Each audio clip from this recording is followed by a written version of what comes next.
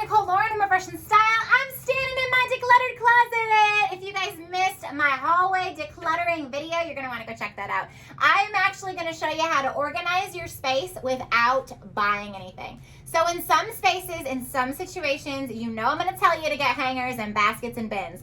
But a closet like this that I don't have a lot of little pieces to put in and I don't have much to go back in this space, requires nothing. I'm going to show you how to organize it. Stay tuned till the very end, guys, because I'm going to share a secret with you guys.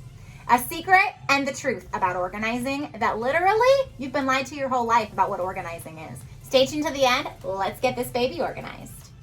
If you guys are new to my channel, I would love it if you hit that red subscribe button so you can follow me on all things organizing, decluttering, and inspiration. I am your girl. Speaking of organization, we are about to do this closet behind me.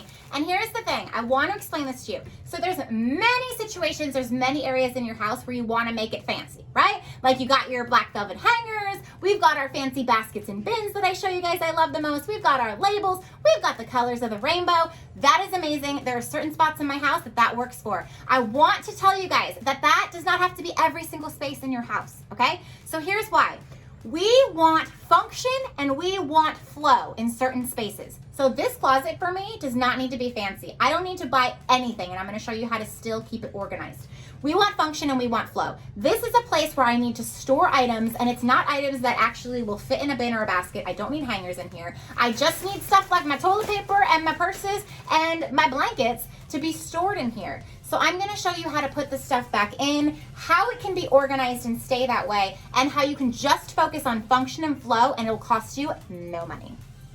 So first step is I want you guys to find what you have the most of that's going to go back into space. So for me, I have towels that are probably the most that are going to go back in here, and then I also have some purses and bags that I need to store in here. So you want to start with the items that you have the most of, because then you're going to have to wiggle in and work with all the other little stuff going around there. You want to have the most space for the stuff you have the most of. So I am actually going to put the towels and the purses in here and then see what space I have left for all the other little odds and ends that I have to have put in here. And then don't be afraid to rework your stuff. So sometimes when I put the towels on this shelf and then I put the bags up here and I see what I have left, I've got to switch things around. So don't be afraid to put the stuff back in, take a step back, glance at it, and then move it all around. Organization can be fun and creative, and you never usually get it on the first try. It's very likely that you're just gonna say, I'm gonna put this here, I'm gonna put this here, I'm gonna put this here. I can do it because I've been doing this for so long, and I still sometimes step back and I'm like, no, I don't like it like that. So don't be afraid to move some stuff around.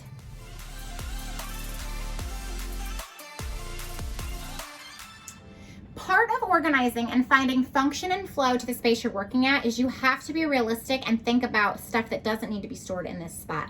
So for me, we took the Christmas stuff out. It doesn't need to be stored in here. I also had a bunch of these little towels in here. So we've got our face cloths, I've got bathroom towels and kitchen towels.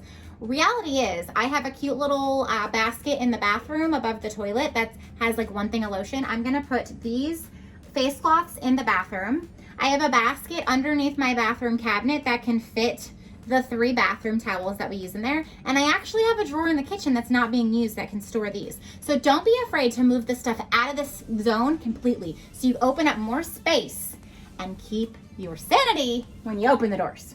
Move the stuff around. If you need to store stuff like paper towels, toilet paper, and you don't have a basket or bin to put it in, it is okay. I suggest taking it out of the ugly wrapper and just putting them on the shelf. They look like this so much better. Then you can just grab a roll of toilet paper, or you can grab a handful of toilet paper, put them in the bathroom on whatever you have in there for storage, even put some under the sink. Just taking them out of the original containers and packaging, just like I say in the pantry, gives it a nice cleaner, organized look. Same thing goes for my laundry detergent. So I have been putting them in here the whole time because I didn't think there was a spot. I have one of those stand on top of each other washer and dryers. It's a little bit older, but I just realized there's some room on the top of it. So I can literally just put these on the top in there. We can pull them down every time, and I can leave this space for function and flow.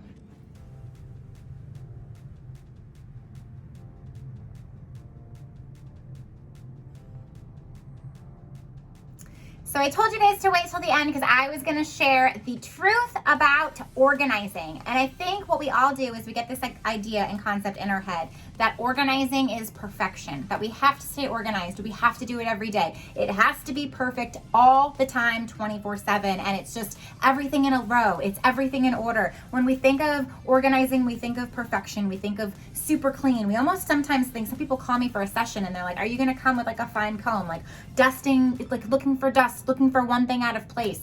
Organizing does not need to be expressed and related to perfection. It's actually the polar opposite. Organization is actually for you guys to give yourself grace and for you guys to play catch up. So the reasons why we put systems in place, the reasons why we focus on function and flow and room to grow is so that you guys can give yourself grace if on a daily basis when you're juggling work and kids and school and football and sports and in and out and hot mess mama life, that you guys can at the end of the day, at the end of 3 days, or at the end of the week, you guys can then play catch up. So don't feel like once you organize something that it's got to be perfect, that you have to keep up with it every single day. It's such a common misconception and it is a lie. Do not tell yourself that. You're going to have pressure and you're going to take the fun out of organizing.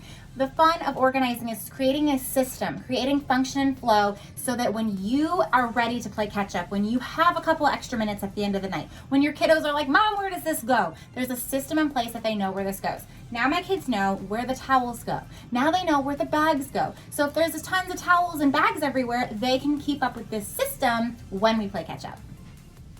I hope you guys are inspired to go declutter and organize your own spaces. If you've been looking at a certain zone in your area that you think you don't need baskets and bins for, just dive right in and go ahead and organize it yourself. And you're gonna realize you're gonna feel so relieved and so refreshed. If you guys haven't hit that red subscribe button yet, please join this journey on YouTube. Don't forget to ring the bell so you guys never miss a beat or a basket or a decluttering organizing session with your girl. I'll see you guys next time.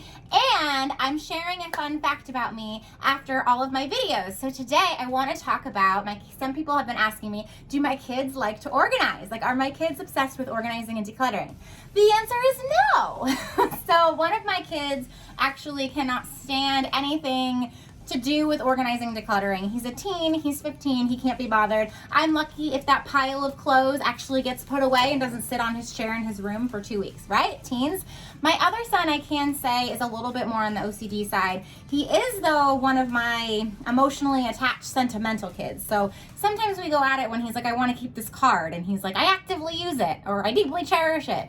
So sometimes he has a little bit of a hard time letting go of stuff, but he's definitely one that is kind of OCD-ish. I've color-coded his closet and he's kept up with the colors of the rainbow. So he likes certain systems in place. So kind of different with each of my kiddos, but they're definitely not like me. They definitely aren't every day like, let's go organize and declutter.